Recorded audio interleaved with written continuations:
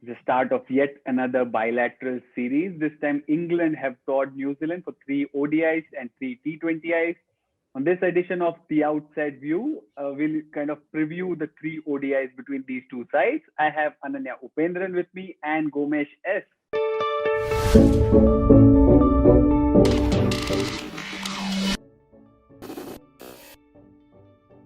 Hi guys, welcome. Let's kind of dive into it. Let's talk about the big picture, the head-to-head, the numbers. They sometimes tell a story. They sometimes don't tell the entire story. At this point, they say that both these sides have played 70 ODIs against each other, with each of them having won 34 each. Ananya, bringing you into it first. Your first thoughts about this ODI series? Well, while the numbers may show that both teams are starting on an even plate, I feel very strange saying this, but I feel like New Zealand kind of go into the series better prepared, considering they're coming off a summer. They've played a lot of cricket. I know it's domestic cricket, but they've played a lot of cricket in recent times, both 50 over and 20 over. So I think they're better prepared than England. England, again, are coming off a winter. They didn't have a great couple of warm-up games. So it feels strange to say that New Zealand start as slight favorites. It feels strange to say that simply because of their iffy form over the last few years, but I feel like New Zealand probably feel a lot better than England going into this series. So while the head-to-head is even, I'm going with New Zealand as very, very slight favorites.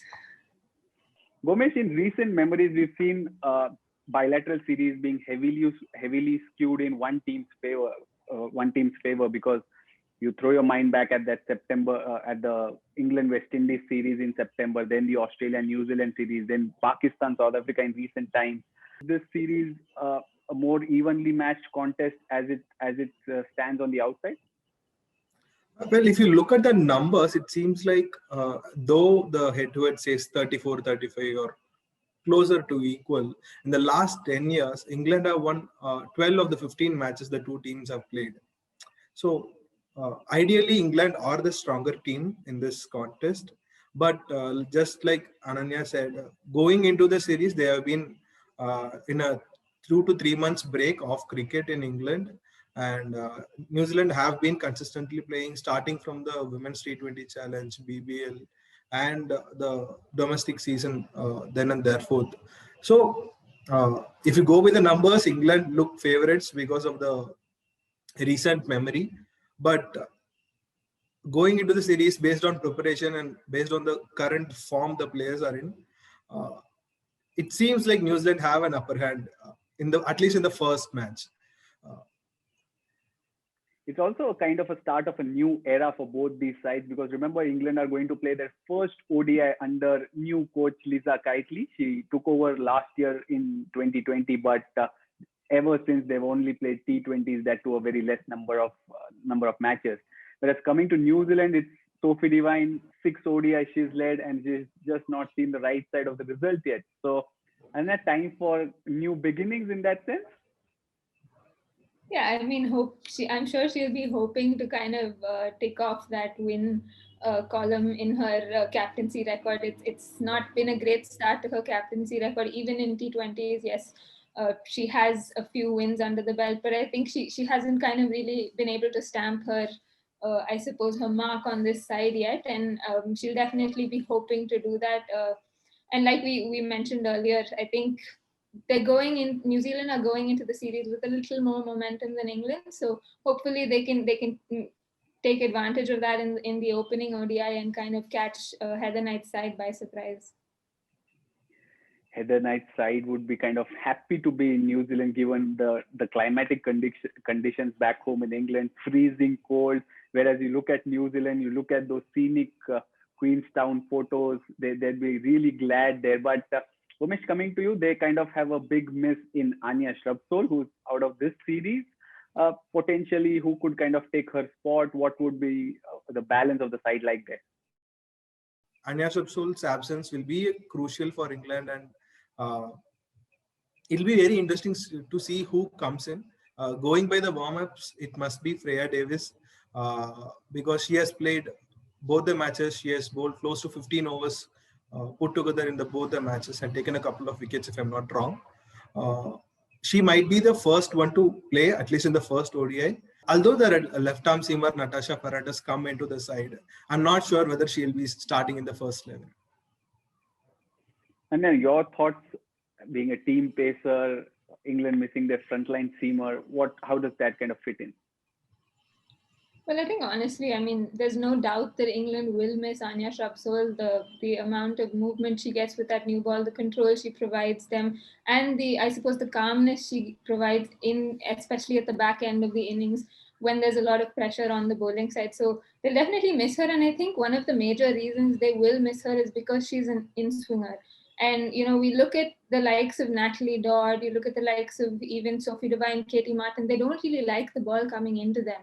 So I think New Zealand will be quite happy that they don't have to face someone who's hooping the ball into them. Natalie Dodd is someone who really falls over her front leg and is a huge LBW candidate. And even though she's coming into this series with good form, with a 90 in that game, she'll be happy that there's no Anya Shrubsole there. So I kind of feel because of that, England might be tempted to play someone like Tash Farron. She is a left armer, gets the ball to move in nicely. So while Freya Davies has had a good run in the warm-ups, and I think she has been England's preferred seamer, even if you look at their tour to Malaysia against Pakistan, she was the one who got into the side.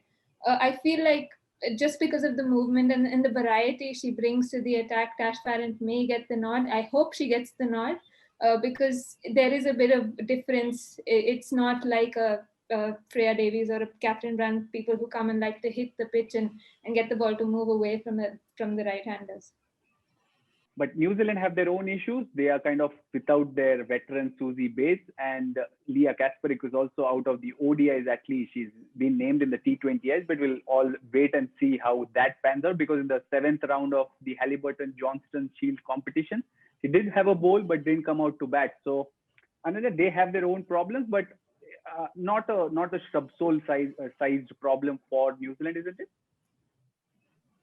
Well, if you think about the absence of Susie Bates, it's a bigger hole than Shrubsole. I mean, close to 5,000 runs in ODIs.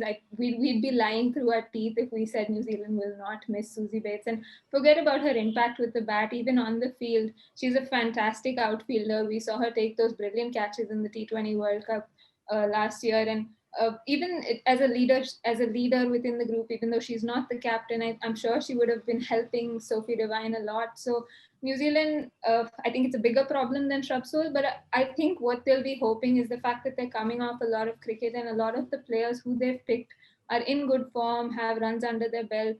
They will be hoping that confidence kind of carries them through that series. Yeah, so as far as Leah Kasperek goes, I was very surprised by her not making the squad. I mean, if you look at her record since her debut, which was in 2015, she is New Zealand's 3rd highest wicket taker. She has the best average, best strike rate, best economy rate for anyone who's taken over 20, 25 wickets, I think. So, I mean, it's a strange axing. I think while we know that she is carrying a shoulder injury, I still think the fact that she played that final in the Super Smash shows that she is fit to bowl. I don't understand that, so I'm a little miffed with it. But I think just they do have Frankie McKay in the squad, so they have covered the off spinner thing. So while I don't understand the selection, and I think she's a fantastic bowler and is someone who provides a little bit of variety to that attack. We saw how much they missed her in Australia. So it's not an Anya Shrubsole sized hole. It's not a Susie Bates sized hole, but it's still a hole that I think I'm not convinced that they have filled. Yeah, fair assessment. We've kind of talked about those who are not there in this series: Anya Shrubsole, Susie Bates, Leah Kasperek. But who are there in this series? Let's kind of talk about some players in the section we call Spotlight. First up, New Zealand have a couple of uncapped players in their squad, a left-hander in Brooke Halliday and a left-arm spinner in Fran Jonas, apart from, of course, the happy return of Francis Mackay after a long, long time. So, Gomesh, coming to you first. Mackay is back. Dia Tahu and Amy Satterthwaite are, of course, there. It's a happy kind of a mood there because they've kind of coming on the back of a Super Smash win. So, good points there.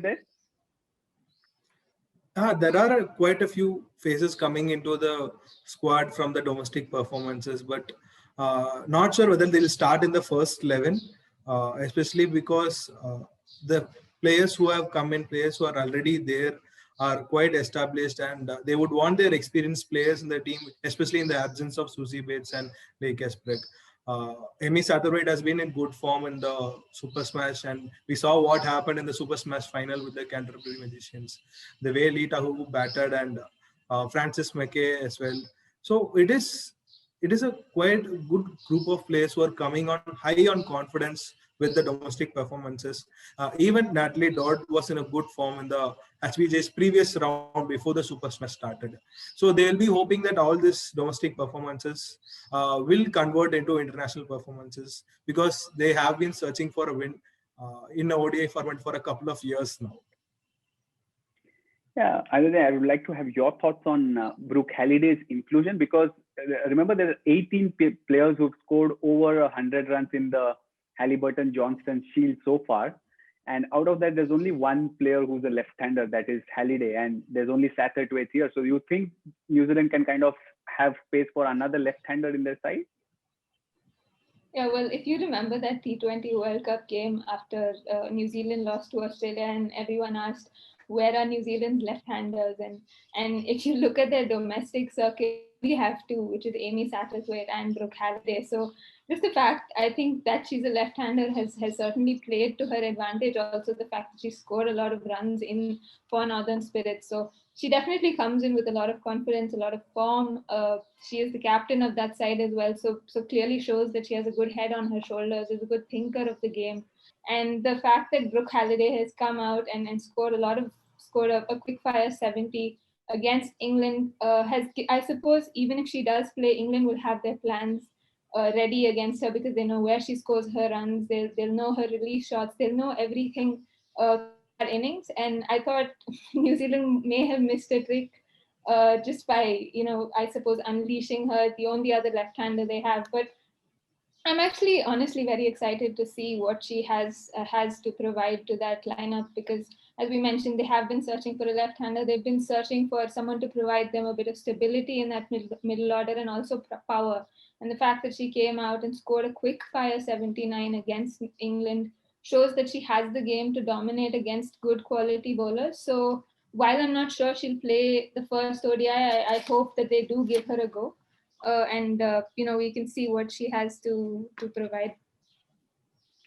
For all of you watching who are left-handers in New Zealand, just grab a cricket bat and start batting, because there's a lot of demand for southpaws in the national side. But Umesh, coming to you, key players you think from the English setup, because remember it's the same squad for both the formats. So the 50 overs matches are first. So who you think is going to have an impact? Who you see starting in the first ODI?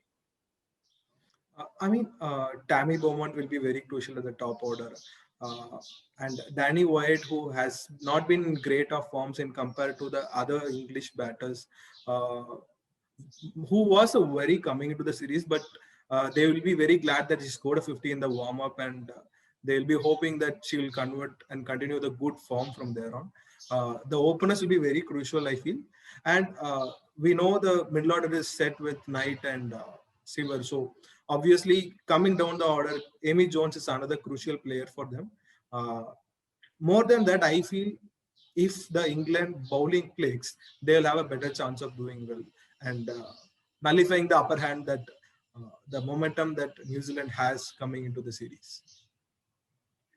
Ananya, you look at that England squad, there's Fran Wilson. She'll kind of be a key role, isn't it, in the lower middle order, the finisher's role, if you may so say. Of course, she might probably face competition from Lauren Winfield Hill, but I think England have kind of shown inclination to Wilson over Winfield Hill. So your thoughts on that? Yeah, she will definitely play a crucial role in that lower middle order, kind of providing quick runs. And also if they maybe lose a few early wickets, she's also someone who can bat for a longer period. So She is also someone who's very different from the rest of the players. She scores in very different areas. She's not your conventional hit the cover drive over the bowler's head. She's someone who likes to play behind in the V, I guess, behind the keeper. So she is a very innovative player, and England hopefully provide her, or Lisa Catley hopefully provides her with a long rope, because I think she's someone who could play a crucial role leading into that World Cup, because we know England have a very strong top order, but I think that lower middle order, if she's able to, I suppose, combine with Brunt, with Eccleston, with those power hitters, I think Fran Wilson will be a huge player for that team. Right, Fran Wilson, a crucial finisher probably, but 3 ODIs starting, the first one starting on Tuesday. Time for some predictions. Ananya, you first. 3 ODIs, what's your take?